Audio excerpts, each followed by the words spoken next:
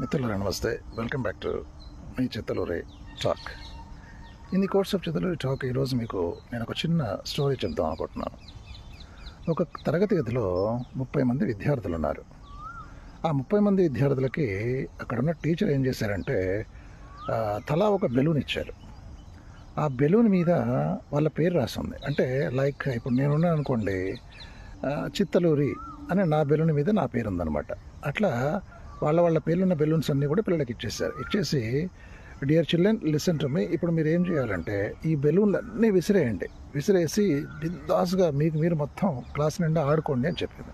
So వెంటనే పిల్లలందరూ ఆ బెలూన్లన్నీ విసిరేసేసి ఆడుకోవడం మొదలుపెట్టారు. 1 మినిట్ తర్వాత స్టాప్ చిల్డ్రన్ అన్నారు. అని చిల్డ్రన్, మీకు ఇప్పుడు ఒక చిన్న టాస్క్ ఇస్తాను. ఏంటంటే జస్ట్ 30 సెకండ్స్ టైం ఇస్తాను మీకు. ఈ 30 సెకండ్స్లో మీరు మీ పేరు రాసినటువంటి బెలూన్ని ఎవరికి వాళ్ళు చేజెక్కించుకోవాలని చెప్తారు.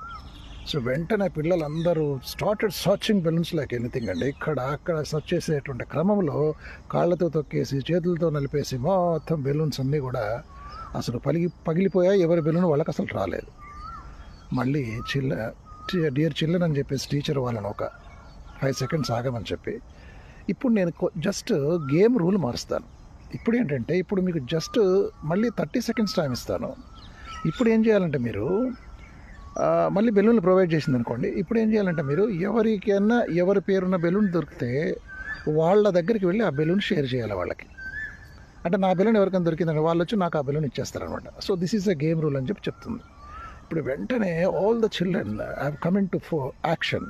So they started searching the balloons and ఇమ్మీడియట్గా ఏమైంది, ఎవరికి ఏ బెలూన్ దొరికింది, ఎవరి పేరున్న బెలూన్ అయితే దొరుకుతుందో వాళ్ళ దగ్గరికి వెళ్ళి ఆ బెలూన్ అందజేస్తారు. జస్ట్ వితిన్ 20 సెకండ్స్ ఎవరి బెలూన్లు వాళ్ళ చేతిలోకి వచ్చేసాయి. ఇదండి స్టోరీ. అప్పుడు టీచర్ చెప్తారనమాట. అంటే ఈ స్టోరీ ద్వారా మనకి ఏమర్థం అవుతుంది అంటే, టీచర్ చెప్పింది కూడా అదే. చూసారా పిల్లలు, మనం ఎదుటి వాళ్ళకు సహాయం చేయడం మొదలు పెడితే వాళ్ళు కూడా మనకు సహాయం చేస్తారు. కాబట్టి మనకెవరైనా హెల్ప్ చేయాలంటే మనం కూడా అవతల వాళ్ళకు హెల్ప్ చేయాలి. కాబట్టి చూసారా, వాళ్ళ బెలూన్ మీరు అందజేశారు కాబట్టి మీ బెలూన్ కూడా మీ దగ్గరకు వచ్చింది. దిస్ ఈజ్ అ స్టోరీ అండి. కాబట్టి dear friends, please go on helping the people. If you help the others, they will also help you in the same manner. So human beings will go on helping each other. It's a wonderful note that I have observed by this story. కాబట్టి మనం ఎదుటి వాళ్ళకి help చేస్తే వాళ్ళు కూడా మనకు help చేస్తారు. ఈ విధంగా మానవులందరూ కూడా ఒకరికొకరు హెల్ప్ చేసుకుంటూ పోవాలనేది ఈ స్టోరీ సారాంశం. I hope that you like it. Did you like it? Have a nice day. This is your Chittalluri.